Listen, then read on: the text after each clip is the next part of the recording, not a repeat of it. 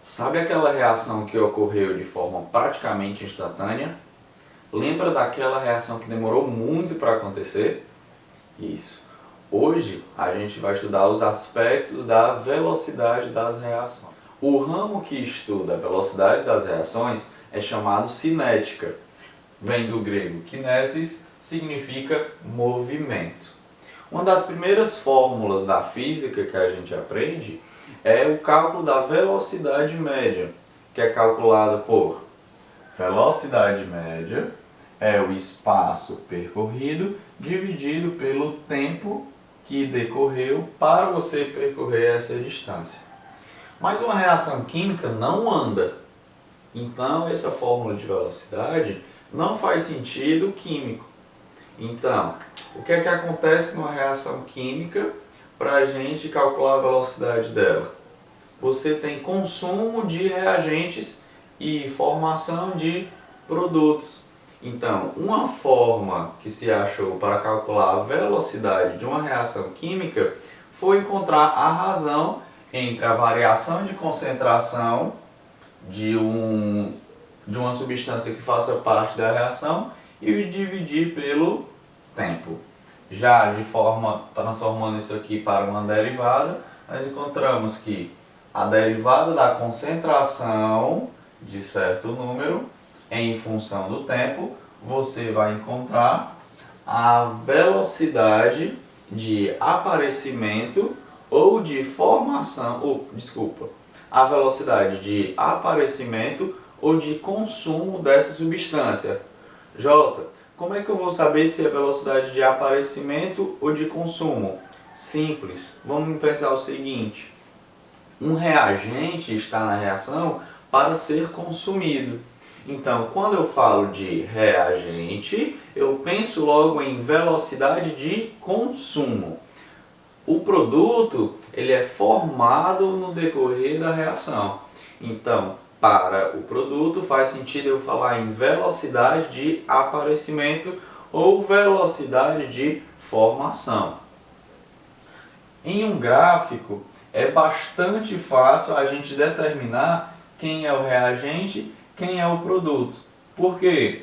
Esse gráfico aqui, o eixo Y é as minhas concentrações e o eixo X é o tempo onde a reação ocorreu. Dá para a gente ver que essa linha azul ela é decrescente e que a linha vermelha é crescente. Lembra do que eu falei há pouco, que um reagente está na reação para ser consumido?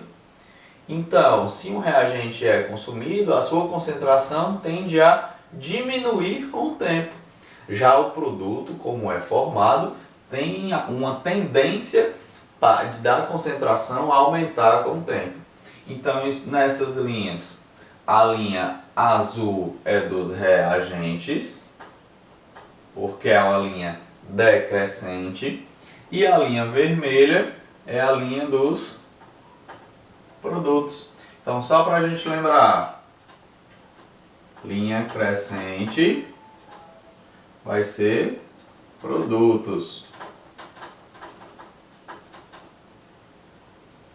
Já a linha decrescente vai representar os reagentes. Ok?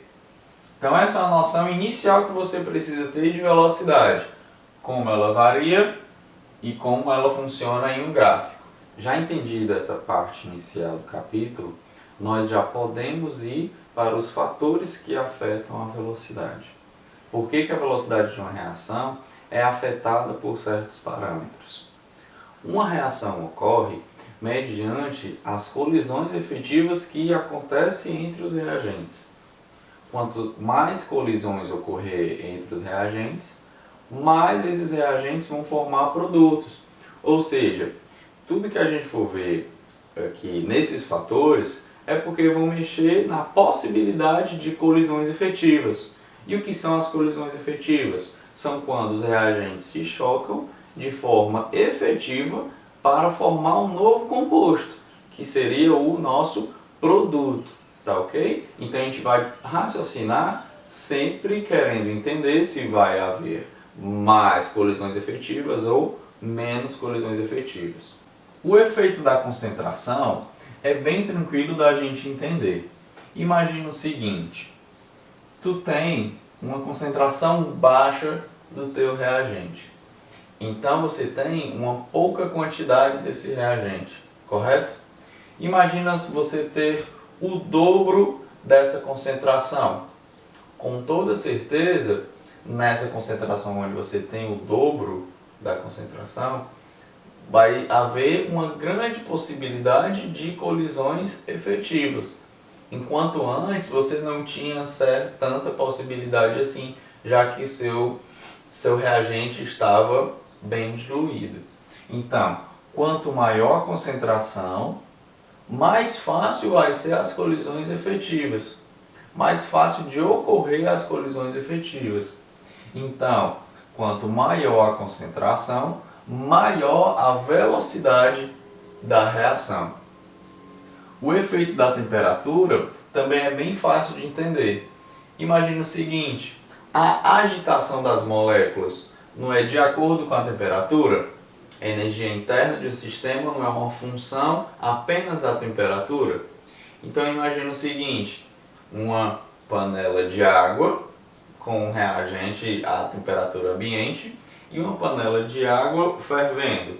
Qual tem mais agitação? É claro que é com água fervendo. Então, essa agitação das moléculas em temperatura alta faz com que as colisões efetivas sejam mais fáceis de ocorrer. Então, quanto maior a temperatura, maior a velocidade da reação. Superfície de contato. Aqui você não pode confundir. E, infelizmente, é bem fácil confundir a ideia de superfície de contato. Imagina o seguinte, se tu tem um efervescente desse tamanho e você coloca em água, ele vai reagir, não vai? Tranquilo. Vamos pensar o seguinte, onde é que a água entra em contato aqui nesse comprimido, nesse efervescente? Apenas em cima e embaixo, ok? Então a minha superfície de contato é baixa. Agora imagina se eu cortar esse mesmo efervescente em 4 pedaços.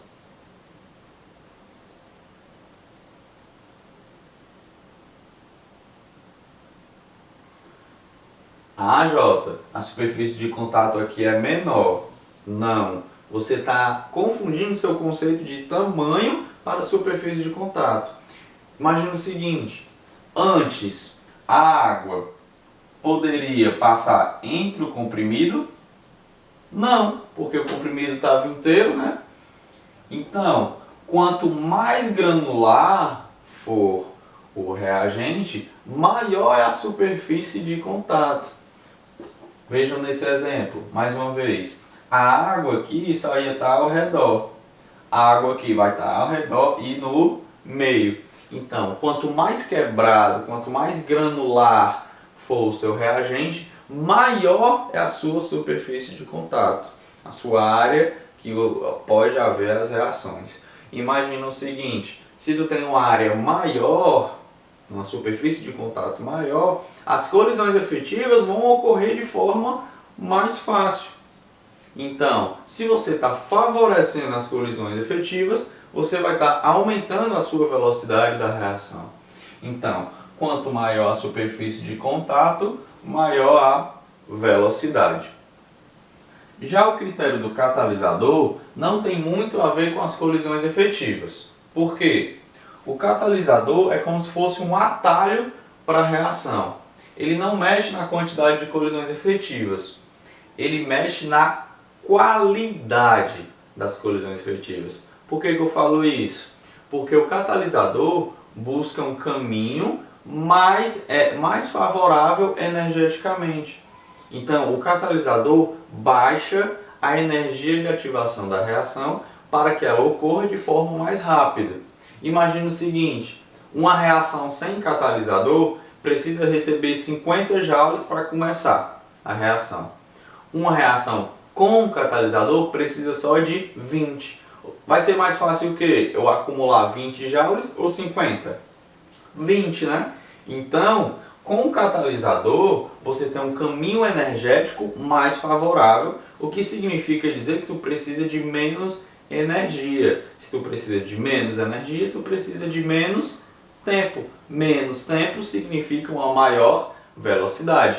Então, toda reação catalisada vai ter uma velocidade maior do que aquela reação não catalisada. Agora a gente já viu como calcular a velocidade de formação ou de desaparecimento de compostos.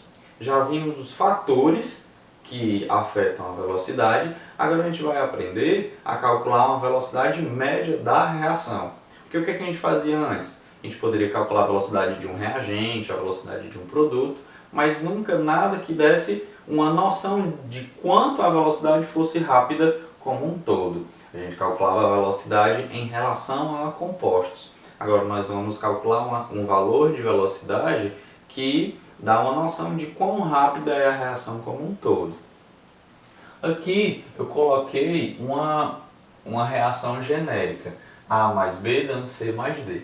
Aqui eu fiz questão de colocar os coeficientes estequiométricos, justamente porque eles vão influenciar na velocidade de reação. Antes de tudo, vamos montar como ficaria a velocidade de cada componente aqui. Velocidade de A seria igual a variação da concentração de A dividido pela variação de tempo. Ok? Velocidade de B, variação da concentração de B dividido pela variação de tempo. Pronto, nós já calculamos, pelo menos já expressamos como seria a velocidade de A e de B. Aqui, velocidade de C seria variação da concentração de C dividido pela variação de tempo, e a velocidade de D seria a variação da concentração de D dividido pela variação do tempo. Já montamos aqui como seria a velocidade de cada componente, mas a gente está vendo que não tem nada assim, velocidade da reação. A gente tem velocidade dos componentes. Antes de mais nada, vamos lembrar de uma coisa. A e B não são reagentes? Então, se eles são reagentes, essa variação aqui da concentração vai ser negativo. Lembra que eu mostrei no gráfico que a concentração vinha assim? Portanto, se é um gráfico decrescente, é porque a variação vai ser um número negativo. Portanto, toda velocidade de reagente tem um valor negativo. Velocidade de reagente tem um valor negativo. Não está errado isso ser negativo. Só mostra o quê? Que esse componente está sendo consumido e não formado. Tudo bem? Dessa forma, a gente já pode calcular a velocidade da reação. Porque nós temos os valores das velocidades dos componentes e temos os coeficientes estequiométricos. Velocidade da reação vai ser igual a velocidade de A dividido pelo seu coeficiente estequiométrico. O coeficiente estequiométrico do A é o Azinho. Então nós temos a velocidade da reação é a velocidade de A dividido por Azinho. Mas lembra de uma coisa, o A não é reagente? Então ele tem valor negativo. Porém, a velocidade da reação não pode ser negativo. Então o que é que você faz? Bota o módulo da velocidade dos reagentes, que assim, módulo de número negativo é um número positivo, então tá ok. Isso aqui também vai ser igual a mesma coisa se você calcular a velocidade de B e dividir pelo coeficiente estequiométrico de B. Lembrando, o B é reagente, então você tem que colocar o módulo. Outra forma de calcular é igual a velocidade de C dividido pelo coeficiente estequiométrico de C, que vai ser igual a velocidade de D dividido pelo coeficiente de D. Aqui você está vendo que as velocidades vão ser proporcionais ao seu coeficiente estequiométrico. Quanto maior for a velocidade, quanto maior for o coeficiente estequiométrico, mais expressivo vai ser aquela velocidade. Se o coeficiente estequiométrico é grande, quer dizer que você está formando muito ou que você está consumindo muito. E isso tem que ser corrigido. Como? Apenas dividindo pelo seu coeficiente estequiométrico. Então, se você tem uma reação, você já pode montar de cara isso aqui, para saber como calcular a velocidade da reação e como relacionar as velocidades entre os componentes. Porque se você tiver a velocidade de apenas um componente, você encontra a velocidade de todos os outros e calcula também a velocidade da reação. E é essa justamente a primeira questão que nós vamos fazer, sobre velocidade média. Na questão 17, ele nos dá uma reação e nos dá o valor da velocidade de um componente, o que é suficiente para eu encontrar todas as outras velocidades, além da velocidade média da reação. Então, pessoal, se cair uma questão desse tipo na prova, qual é a primeira coisa que você tem que fazer? Montar aquela filazinha de velocidade, que aí tu não se perde.